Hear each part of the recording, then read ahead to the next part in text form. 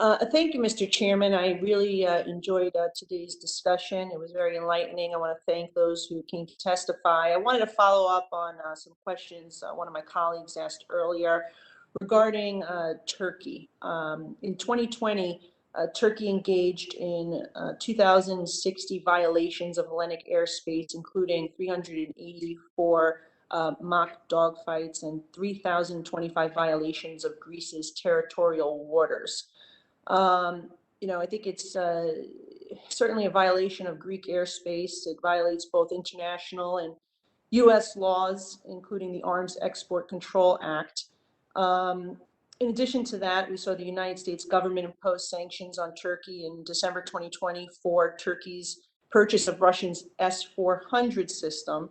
And also, Turkey now openly supports Hamas, a widely designated anti-Israel terrorist organization, and has aided and abetted ISIS, and that's well documented.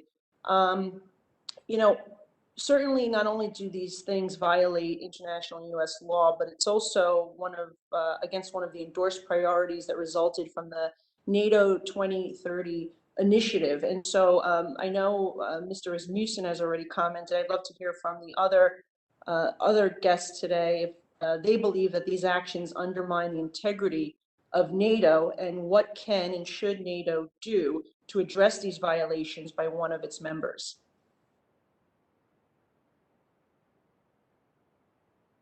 Mr. Mitchell is raising his hand.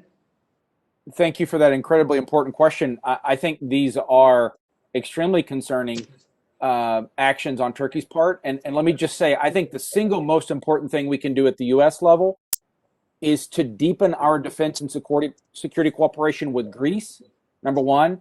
Number two, to treat Cyprus like a vulnerable Western partner rather than just a UN reunification project in the making. The Trump administration introduced an Eastern Mediterranean strategy that I think got the points of emphasis basically right. I hope that will continue. In the past, the United States has been a little bit cautious about engagement with Greece and Cyprus, but I think the offsetting role that the United States can play in the region is significant, and it actually helps to bolster our efforts at working closely with Turkey. So I wouldn't, for example, go so far as some of the recommendations that I heard during the reflection group process from experts about using NATO as a punitive tool vis-a-vis Turkey. I think there are real perils to that approach. But I think the established practice of the Secretary General offering his or her good services, his good offices, to mediate between Greece and Turkey is the most important thing that NATO can do. Yeah, yes, Mr. Rasmussen. Yeah, if I may add to this, just the following reflection.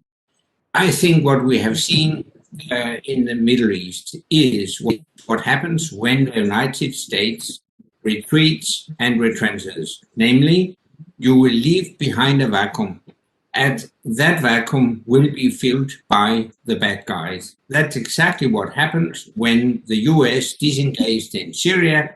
Who moved in? Turkey, Russia, Iran. So I can only recommend stay engaged, demonstrate determined American global leadership. That is a way to keep the autocrats at bay. Yeah, I believe that NATO and the Western Alliance need to call out Turkey for their ties and in support of terrorist groups, but also for their aggression in the Mediterranean and Aegean. I have one last question, which I'm going to try to squeeze in quickly. NATO has identified a need for anti-submarine warfare capabilities to combat a growing adversarial submarine threat, specifically from an increased Russia presence. Currently, the U.S. Navy fills a lot of the mission requirements for NATO with its fleet of P-8 Poseidon aircraft. I was wondering if you can talk about the existing submarine threat and the requirement for NATO to address a capability gap.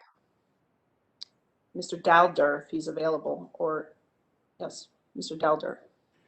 Thank you, Congresswoman. I think the growing submarine threat from the north, just building on what Secretary Rasmussen said with regard to the Arctic more generally, is of greater concern. For the first time in decades, we're worried about the GIUK, the Greenland, Iceland, UK gap being penetrated easily by submarines. So we need a response to that. And the best response is what NATO is trying to put together, which is like it has done with AWACS, like it has done with ground surveillance systems, is a NATO capability which shares the responsibility and the funding for an anti-submarine capability that will be able to operate not only in the north but around the seas to defend the United States, to defend NATO and the countries. The U.S. will contribute to this, but I think the NATO countries don't have the resources to just buy these P8 and other capabilities by themselves, and doing it collectively, as it's done with air transportation, as it's done with AWACS, as it's done with ground surveillance systems, is the way for NATO to contribute best to the security of the North Atlantic area. Thank you. And thank you, Mr. Chairman, for allowing him to complete the answer. Appreciate it. Thank you. Finally, the chair recognizes Representative